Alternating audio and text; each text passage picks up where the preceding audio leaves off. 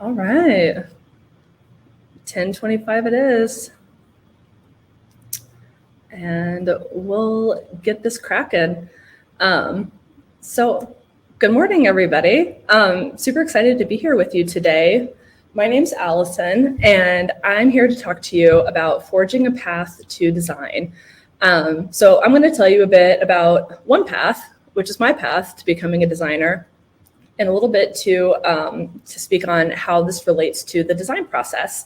Currently, I'm a design lead at Studio Science in Indianapolis. I'm from Indiana originally, so proud, born and raised Hoosier. I moved back here about 3 years ago, after being away, and I'm downtown right now at the office. I can see the circle out my window, and yeah, just super excited to be here with you today. So before we jump in, we kind of have a tradition at Studio Science where before we start any of our morning meetings or anything that we're going to sit and listen to for a minute, or if we have new members that are joining our team, we ask them what their favorite late night snack was. And I know we just talked about breakfast, but I would love to hear what all of your late night snacks are as well, if you want to share those to me.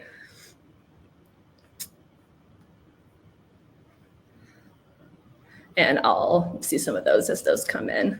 Ooh, chicken and rice. Cheesecake? Yes.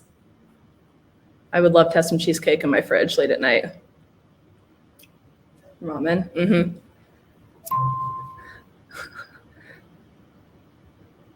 And water as a healthy choice. I feel like we're on the like salty snacks maybe team. Cool. Well, while you guys are putting those in, just to go back in time for a minute, this is me, a little bit closer to like high school, college age. So about where you guys are at now. Some things are the same from me back then. Some things are different. One thing that's the same is my favorite late night snack is ice cream. Always has been. I can always go for a bowl of ice cream late at night. Some of the things that are different, a hint in this shirt that I'm super overly excited to have gotten for Christmas, my DNA shirt, was that I was pursuing science and I knew nothing about design at this point in my life. And the kind of challenge that I had in front of me, the thing that was on my mind a lot, which might be on your minds too, at times, maybe a lot of times, maybe a little bit, is what is it that I'm going to do with my life? What am I going to do when I grow up? And so at this point, like I said, I'm early in figuring out what I want to do with my life. So I'm kind of in this phase where I'm identifying what my opportunities might be. I'm gathering insights around me on what my interests are and my strengths are, kind of like putting dots on a board, just populating it with anything that I feel like could be a possibility. Two things that I really liked a lot at this point are art and science, but I really thought these two things were pretty mutually exclusive. I thought of art as like fine art, like something that you make, you put it on the wall, everybody admires and says, ooh, ah, don't touch it. Science is something that happens in a place like this lab. It's experimental, follows a process, kind of hands-on, but I didn't really think these two related very much. So while I was hunting around for some of these insights around like what my in-between areas of art and science like opportunities could be, I dabbled in some things. This is why I was at Purdue. I took a microscopy class, which I thought was pretty cool. So we got to take a lot of pictures of cells with fluorescence that looked really cool. But the trick was I couldn't figure out how anybody was going to pay me just to take pictures of cells. So it was fun, but it was kind of a non-starter. I also tried dentistry. I actually pursued this for a while. So dentists actually need a lot of hand and visual skills. So I thought, hey, like I get to help people. This involves science, which is something that I've been studying. And it involves using my hands. So it feels like I get to use a little bit of my art in this. And then in the last year, in the last semester, when I was studying biology, I had a design elective that I was assigned to take, which is for dentistry. Like I said, this dentistry involves like a lot of hand and visual spatial skills. And so they put a design elective as a class that you could take to help kind of like improve these skills than somebody who's pursuing being a dentist. Because a lot of people pursuing being a dentist are probably way more on the side of, I definitely want to be a dentist and I definitely don't want to be an artist. And I was somewhere in between. And so I was really excited to take an actual like real live art class, which I had not done since high school. And as soon as I got into that class, I had my big insight. This was like the most like blinding realization that there was something here that I should take note of and I should pursue. And this realization was that design is literally everywhere. Every object that I'd had, like, you know, on my desk, in my home, tools that I use, things that I engage with, things that I watch on TV, stuff that I wear, these are all things that were designed by somebody. And I realized that this is really something that's needed. Like, this is a path, and this is something that I could pursue that combines all of my strengths and interests and skills. So at this point, I had all my big insights kind of like plotted out. And now what I needed to do was figure out, how can I find connections around all these dots that I put on the board in order to solve my challenge of, like, what am I doing with my life? How could I learn more about design to build toward a career? So one solution that worked well for me, because I'm somebody who needs a lot of like kind of structure and formality if I'm going to get things done, I went back to school. And I got that in spades. I got a lot of guidance from experts. I had a lot of imposed deadlines. I had a lot of structure around the things that I was going to do. And this was a really great way to quickly change my environment, kind of like, you know, who and what am I surrounded by that knows way more about design than I do. And I also did this literally. I moved to San Francisco to go to school because I wanted to be around where the best kind of like lived and worked. Post-pandemic, this is a little bit different. Nobody only has to do like a drastic move anymore if they want to. And we also have the gift of the internet. So there's a lot of ways to get in touch with people who are great at design. But this was the move that I'd made. While I was in school, I learned a ton about formal design skills. I learned how to use a grid. I learned about typography. I learned about how color palettes can set a tone or a mood, how to use textures and materials to tell a story. I learned how to do design for physical objects, how to make things with my hands, how to extend a brand across the system, how to use design to support a call to action. Another way that I educated myself was through collecting lots and lots of books. These are some of my favorites that I've gotten over the years, whether it's through school, recommendations through friends, things that I found on the internet, gifts and things that people gave to me kind of along the way, or stuff that I picked up at different jobs. So a lot of these, lots of trips to the library as well.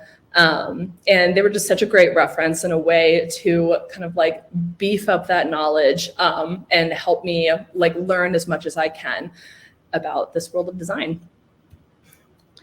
Another thing that was super important as far as creating a solution to kind of like bridge this gap was building a little community of like-minded people. And so these are some of my friends that I made while I was in school, and finding people, I would say, who have some similar goals as you and similar interests as you. Ideally, you guys have things that you have different strengths and skills. Making friends with some people that have skills that really complement some of your skills so that you can lean on each other and help each other. The design work that you do benefits hugely from input and daylight, putting your work out in front of people and seeing what they think about it. And when you have a little community around you of friends, you can really help each other do that and get better. Another thing that was huge as far as the solution, which I really think there's no way around it, no substitute for it, and probably even more important than everything else that I just listed before, is to practice. I think, I can't remember who it was that had the quote that said it takes like 10,000 hours to master something. And I don't know if I've put in 10,000 hours to design. I'm not sure that I'm a design master yet, but I know that the more that I've practiced, the easier things have gotten, the more that I've been able to kind of translate the visions that I have in my head down onto paper.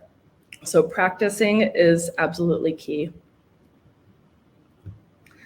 So from there, Once I had connected a lot of these dots across different opportunities to identify the solutions to my challenge of what is it that I'm doing with my life, it was time to implement some of these solutions that I came up with. Like, how do I put these things that I've learned into action? Which for me was like, how do I turn this into a career? How do I turn it into a job? So one way to implement solutions really quickly is to prototype. And I want to ask you all, does anybody know, in terms of design, what I mean by prototyping?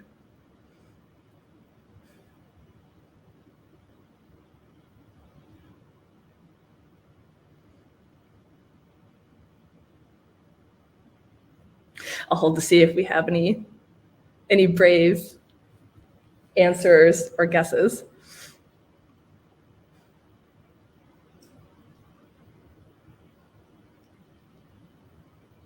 Cool. Tries are good. I would say there's a hint. There's kind of a hint by the GIF that's on the screen about what a prototype is.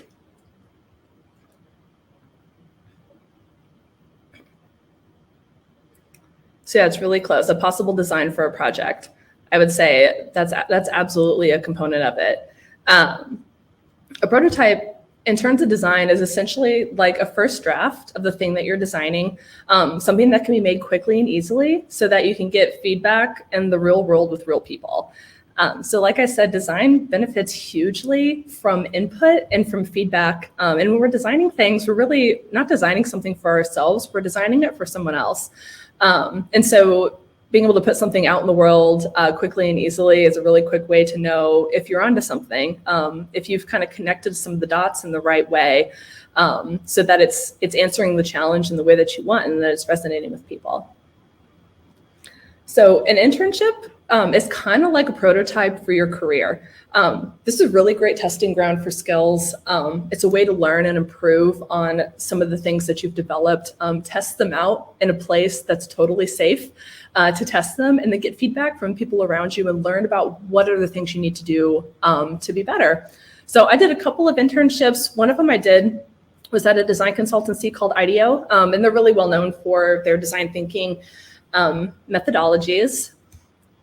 And so when I was there, this was me like putting into practice the design like skills that I knew for real client work. It absolutely felt like I was drinking from the fire hose. I felt like I had absolutely no idea what I was doing. And I was like, why are you trusting me here doing this work? But really, I would say internships are a totally supportive, and if it's a good internship, it's a safe place to fail. So not something to be intimidated by at all.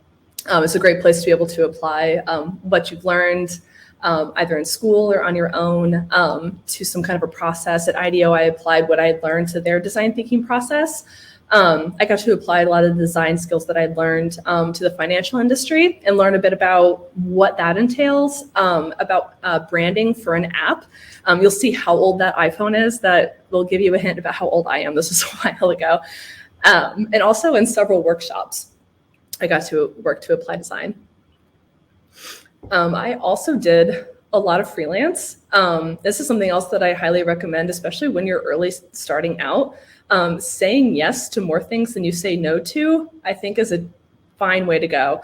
Freelancing and like contract work can be really fun. It's kind of like Mary Poppins showing up with your carpet bag of tricks, and you're never quite sure like what kinds of projects you'll get.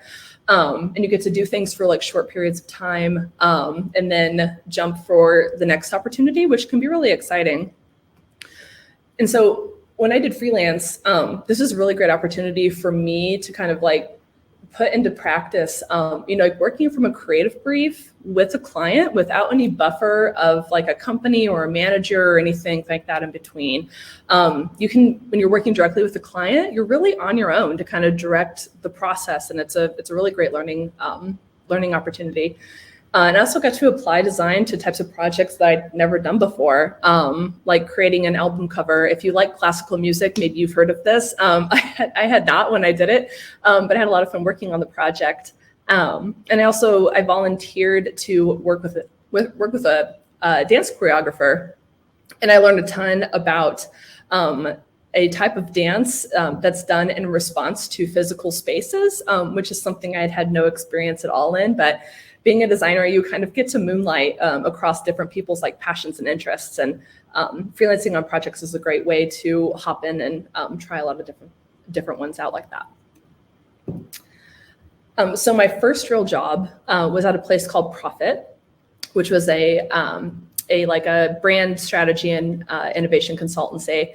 And so I had built off my experience operating as like a creative professional, kind of just like as a baseline, you know, like learning design, and also learning like, what is it like to kind of work in a 9-to-5 sort of environment, which is also like a huge skill and sometimes like totally different from being a designer.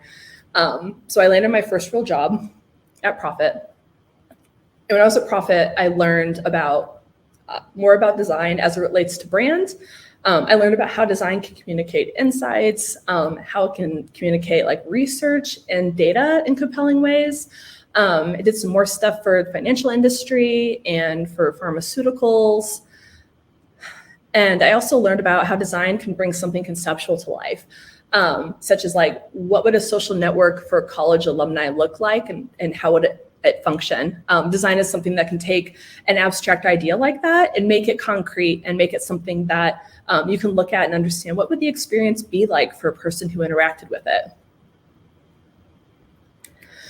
From there, I built on my understanding of how design can shape compelling experiences, and I got a completely different job working for Lagunitas Brewing Company.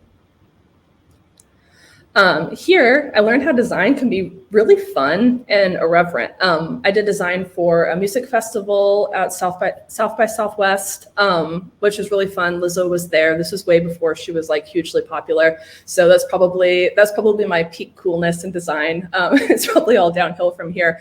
But yeah, that was, it was fun to create a lot of stage designs and make things that were kind of like big and impactful. And like I said, just there for fun and entertainment.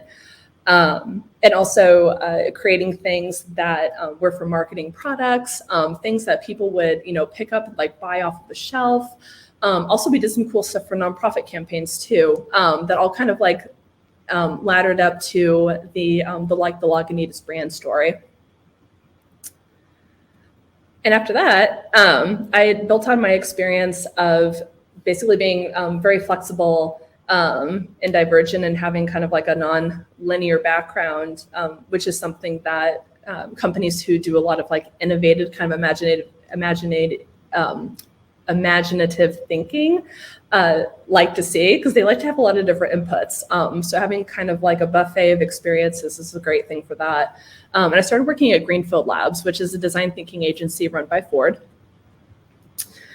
And so here, a lot of the work that I did was applied to the design or to the challenge of imagining the future of mobility. So this type of design involved a lot of research gathering, a ton of observations, like riding along commuter vans with people going to work to try to find out what they liked about the service, like what kinds of things we could do to make it better. Again, making those prototypes, some of those like quick things we can design and, you know, put out in front of people, like this new menu for ordering food for takeout, like on the way home, and finding out how that's working for them if they like it. And really having a genuine interest in understanding the needs of those people and figuring out what we can do to help them have a better experience. All right, and finally, that brings me here to Studio Science. If this was a live picture of this morning, that's where I am, up in the Lacey building, sitting here. This is where offices were down on the Circle. And since I've been in Studio Science, I've worked on a lot of projects for several large tech companies. So my job right now is very, very focused and centered in the tech industry.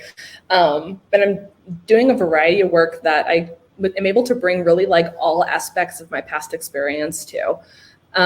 So from understanding brands, creating experiences, understanding the needs of people, imagining some new things around design, imagining new offerings for tech services, or things that I get to do, as well as some new challenges. Right now I manage a really fantastic team of designers, and a lot of my day-to-day focus is starting to change a little bit, to helping them be the best version of designers that they can be in their careers.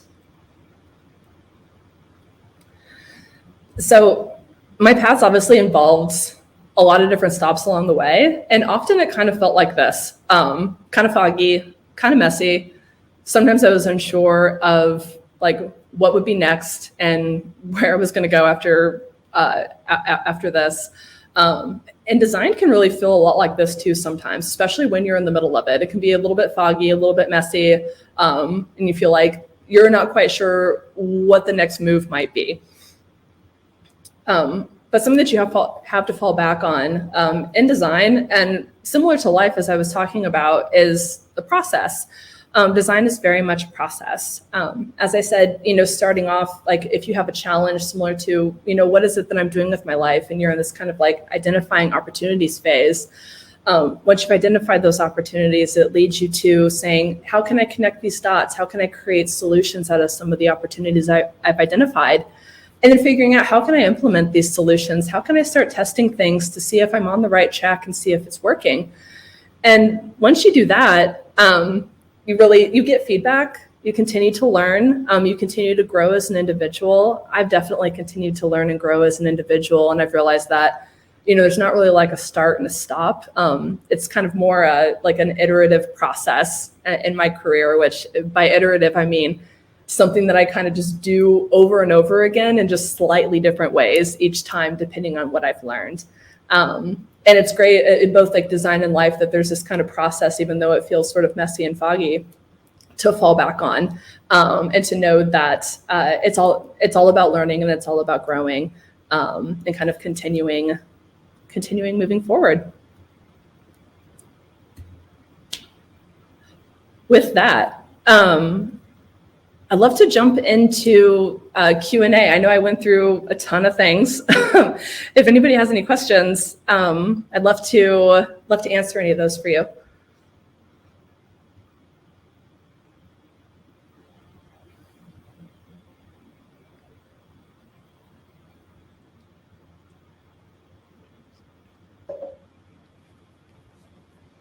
Also, I see some more good questions or good answers for prototype that I missed before.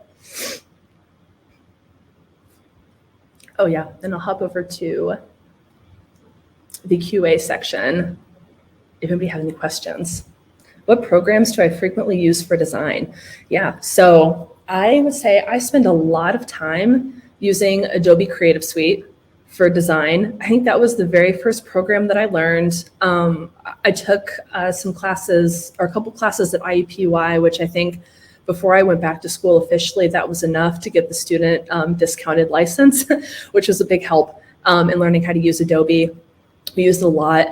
Also Figma, and I know Adobe recently bought Figma, so it might change a little bit, but right now Figma is also a great program, and you can do almost anything in Figma that you can do in Adobe programs. All right. Let's see. Oh, where did you live in Indiana? I'll do that one quickly. So I grew up around like 86 in Michigan. And then my parents live in Carmel, and right now I live in Nora. I'm kind of like Spring Mill and 79th. So is your work all digital, or is there pen and pencil? So yeah, there's both. I have I'll show you I have my notebook next to me here, and I sketch a ton. When I'm thinking about something, I also write a ton. I mean, good Lord, look at that. I write a ton in order to figure out like what my ideas are and kind of like noodle around a little bit before I work on design. And then a lot of the final things that I do are digital and live on the computer. But there's a lot of cool projects people do where they use things like painted things or live textures. We did a cool project where it was for like a sustainable design and office materials book. And we actually took a lot of like fabric swatches and scan them and turn them into vectors and use those in the book, which is pretty cool. All right. What was my major for design? Did you ever feel uncertain when switching from science to an art major? So my major for design was graphic design. Technically, I think they changed the degree name now to like graphic design and digital media or something. And yeah, I felt like a little bit of a crazy person because I had finished a bachelor's in biology, which I thought like, wow, like what a great way to spend 4 years and then go back to school almost immediately after that. But I would say, looking back on it, the life experience that you get too from going to school, nothing's a wasted opportunity. And I think that there's a lot of overlaps actually between art and science around like following process and things, which maybe like a conversation for another time. But yeah, sometimes I did, but I tried to kind of sit with the discomfort and keep moving forward. Did I like the first job I got in design? This is a good question. The first job I had in design was, there's a lot of positives about it. It was really challenging. I worked with a lot of really talented people. I think the culture of the place that I worked at wasn't as great of a fit as it could be, which is something that I really like about working at studio science today. And something that I had to learn after a while of like, what kinds of like, I guess, working styles and, personality types and things, like how do I like to collaborate? Like that's also an important part of working too. And that's something that you just kind of figure out along the way. Do I incorporate any 3D elements into your design? I'm trying to learn more about 3D and looking for online tools and things to be able to practice in it, but I'm kind of just dabbling at the moment. When do I start sketching or writing? Constantly, probably always. I usually, as soon as I get a design challenge or like a brief or something, like the first thing I do is I start writing about it. And that's kind of like, if I don't have somebody to talk to, it's like a way for me to kind of talk myself through the problem and figure out like how I want to articulate it and speak about it and how I want to understand the challenge. Doing like mind mapping where like you draw a bubble with like your question in the middle, and then you draw all the things around it that are related to it, and then you draw all the things that are related to that, and you just kind of keep going until you have a page full of things to help you get started. If someone were to pursue this career, do you have any tips for beginners? Yeah. So if you're beginning, something that if you want to Google this, there's a really great little like short video on this that says it probably a lot better than I do. If you Google Ira Glass design process, he's the guy who does the podcast of This American Life. He has a really great short on being new at something. And basically it says like when you're starting out on things, you realize that you have a long way to go to be able to get to be as good as you want to be. And it feels really easy to quit at that point, and it feels kind of overwhelming, and you think like, oh, I'll never get there. And absolutely his message that he has to that is the same to me, is keep at it, do not quit. The more you practice, you absolutely will get better. And it's totally natural to start off at something, especially like designs, being a newbie and feeling a little bit down, or feeling like you lose a little bit of confidence sometimes, or maybe you don't. Maybe you won't have the same problems that I did. But just keeping going and keeping trying things and being brave and showing your things, showing design work to people, asking for feedback. Send things to me. I'll give you feedback if you want. If you got the chance to change your college experience, would you? I'm like, if it was, I guess I'm sort of interpreting that as like, if I would have gone to like art school first versus doing like an undergrad in science first. That's something that I've definitely thought about before. And I wonder, like, I don't know, like I think if I was in your all's position, because you're way ahead of me and you're learning about what design is way beyond before I had, I don't know, like would I have seen it, and would I have like connected the dots the same way that I did, like years later? I don't know. So yeah, I think for where I am now and the experiences that I have, looking back on it, I'm happy with it. And I don't think I would change it.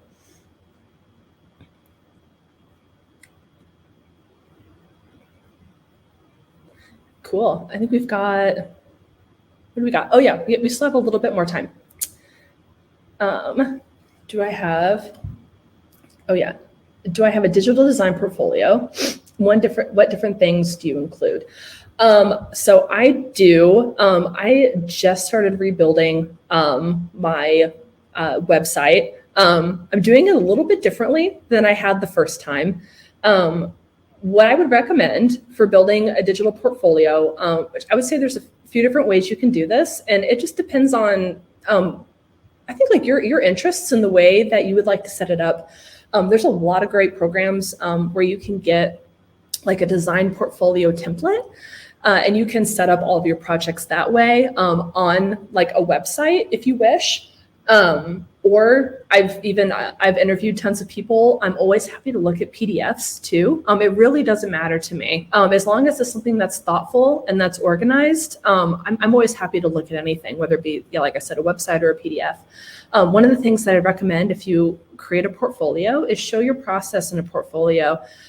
People who are looking to hire you or bring you on for an internship really want to see that you can think and work your way through a design problem, because that's really the most important part. Sometimes it's even more important than the final output. If I can look at somebody's portfolio and then I understand that they're able to take a challenge, interpret it, and kind of like work through that challenge and come up with a solution, and then show me how that solution, lives in a design format and how they kind of iterated on to make it better. That's really what gets me the most excited when I'm looking at portfolios. Like, I understand that you know how to follow a design process, you know how to think, and you know how to sort of track what you did along that process. If you're able to look back and put that together, inevitably you're going to see things that you're going to wish you would have been done differently. Things that you would want to improve. That's totally normal. I don't know any designers who finish a project and look at it 6 months later and they're like, I love it, it's perfect. Like, we look back and we always were like, oh, I would do that just a little bit differently. And that's totally natural. And that's also an important thing to be able to talk about when you're sharing your portfolio, because that helps me know that you're interested in growth and you have an idea around what kinds of things you want to do next to go to that next level. Was I ever really close to quitting? Quitting design? Oh man. So I will say, when I finished, so when I went to school, I went to school for a master's. When I finished school, when I was doing my thesis, I did the thing. I don't know if you've all heard about burnout before. Burnout is especially kind of like maybe common and risky in creative professions, which basically means that you work too much, you don't take enough breaks. Your creativity really thrives on having rest, spend time with your friends, do things that you like to do for fun that has nothing to do with design. Like, that'll really like fuel and kind of input like back into your well of creativity. And if you don't do that often enough, you can really get depleted and just really kind of burnt out on your work. And I've definitely been through that. And I would say I wasn't close to quitting, but it sort of put me in a spot where I had to slow down a lot on purpose, because I didn't take enough breaks beforehand. So I was kind of forced to slow down. And so I would say, don't do that. Keep taking breaks. Creativity needs downtime and rest and fun with friends and input. And so that's just as important as working really hard and staying on task. If I didn't choose design, what would I have done instead? I think I feel like there's a future out there where maybe I was a dentist. I don't know. I don't know if I would have liked it or not. My mom asked me all the time if I ever wished that I was a dentist. I interviewed at dental school. I couldn't convince them that I really wanted to be there. I couldn't convince myself I really wanted to be there. I did not get in. But I think about that sometimes, about if I would have gotten in, if I would, just because I thought it was it was a kind of a smart opportunity, would I have gone for it? Would I had stuck with it? So there maybe is an alternate future out there where I'm a dentist who paints in her garage after work. But I'm happy with the path that I took. A skill needed is being good at art, helpful towards your work. So this is an interesting topic, and we've talked about this at work. There's some people that I work with on my team who are really fabulous artists, like who can draw really well or who can do ceramics.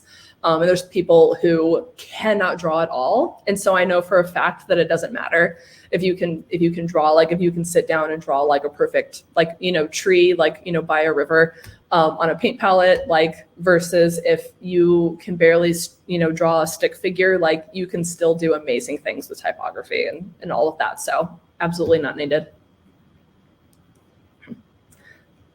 All right, cool. This QA was fun. We're at 11 o'clock, which is sad, but I guess I'll have to let you all go. Thank you so much for coming and listening to me today. And it was really fun to be able to talk to all of you and answer your questions. I'm at Studio Science, so reach out if you have any other questions. I'm always happy to chat.